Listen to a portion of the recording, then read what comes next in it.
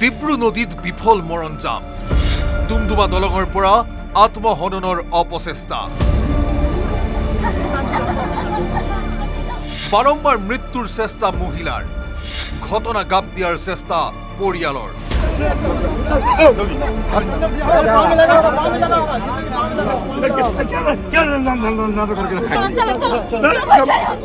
শনিবাৰে নিশা ডুমডুমা দলঙৰ ওপৰত হাহাকাৰ লাগিল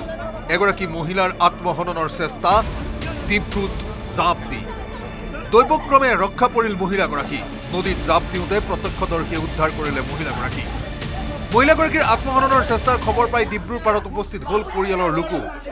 এই ঘটনাক গাপ দিয়াৰ চেষ্টাৰে মহিলাগৰাকীক টানি আজুৰি লৈ গ'ল স্বগৃহলৈ কাৰো সৈতে কথা পাতিবলৈ নিদি বন্দী কৰি থলে মহিলাগৰাকী আনকি চিকিৎসা কৰাৰ পৰাও বিৰত থাকিল পৰিয়ালৰ এনে আচৰণে সৃষ্টি কৰিছে ৰহস্যৰ অভিযোগ অনুসৰি শনিবাৰে দিনৰ ভাগতো নদীত জাপ দিয়াৰ চেষ্টা কৰিছিল মহিলাগৰাকীয়ে প্ৰতিবেশীৰ বাৰম্বাৰ বাধাকো মনা নাছিল আত্মহত্যাৰ চেষ্টাকাৰী মহিলাই ঘৰুৱা কন্দলৰ ফলতে এই অপচেষ্টাৰ অভিযোগ প্ৰত্যক্ষদৰ্শী যুৱকে বৰ্ণনা কৰিলে ঘটনাৰ সবিশেষ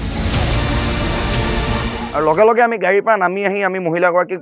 ওচৰলৈ আহিছোঁ আৰু তাত দেখিছোঁ যে দুই এজন আচলতে ওচৰৰ মানুহে নৈ কাষতে থকা ওচৰৰ মানুহে জঁপিয়াই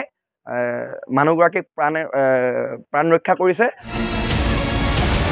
পীৰ লাচিত খানৰ সদস্যই সমগ্ৰ ঘটনাৰ তদন্তৰ দাবী তুলিছে প্ৰশাসনে আচলতে নিজাববীয়া এটা গোচৰ ৰুজু কৰি কি হৈছে নহৈছে আচলতে এক তদন্ত কৰিব লাগে বুলি আমি ইয়াৰ পৰাই দাবী উত্থাপন কৰিছোঁ সমগ্ৰ ঘটনাত পৰিয়ালৰ আচৰণে ৰহস্যৰ সৃষ্টি কৰিছে আৰক্ষীৰ তদন্ততহে মুকলি হ'ব পাৰে এই ৰহস্যজনক ঘটনাৰ মূল কাহিনী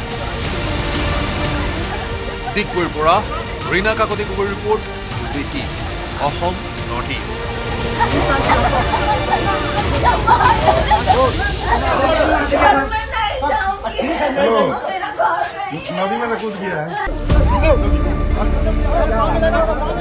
ডিব্ৰু নদীত বিফল মৰণজাম ডুমডুমা দলঙৰ পৰা আত্মহননৰ অপচেষ্টা বাৰম্বাৰ মৃত্যুৰ চেষ্টা মহিলাৰ ঘটনা গাপ দিয়াৰ চেষ্টা পৰিয়ালৰ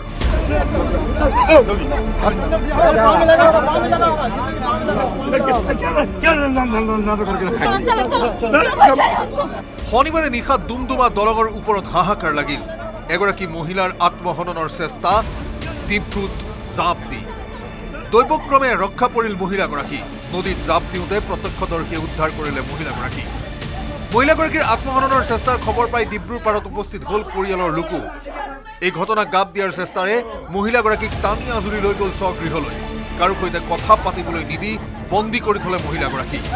আনকি চিকিৎসা কৰাৰ পৰাও বিৰত থাকিল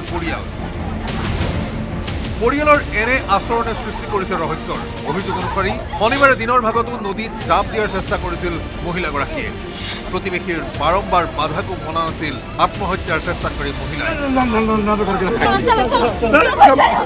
ঘৰুৱা কন্দলৰ ফলতে এই অপচেষ্টাৰ অভিযোগ প্ৰত্যক্ষদৰ্শী যুৱকে বৰ্ণনা কৰিলে ঘটনাৰ সবিশেষ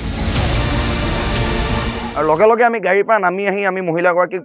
ওচৰলৈ আহিছোঁ আৰু তাত দেখিছোঁ যে দুই এজন আচলতে ওচৰৰ মানুহে নৈ কাষতে থকা ওচৰৰ মানুহে জঁপিয়াই মানুহগৰাকীক প্ৰাণ ৰক্ষা কৰিছে পীৰ লাচিত খানৰ সদস্যই সমগ্ৰ ঘটনাৰ তদন্তৰ দাবী তুলিছে প্ৰশাসনে আচলতে নিজাববীয়া এটা গোচৰ ৰুজু কৰি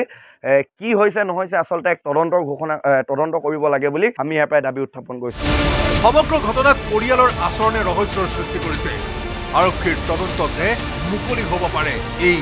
ৰহস্যজনক ঘটনাৰ মূল কাহিনী ডিগবৈৰ পৰা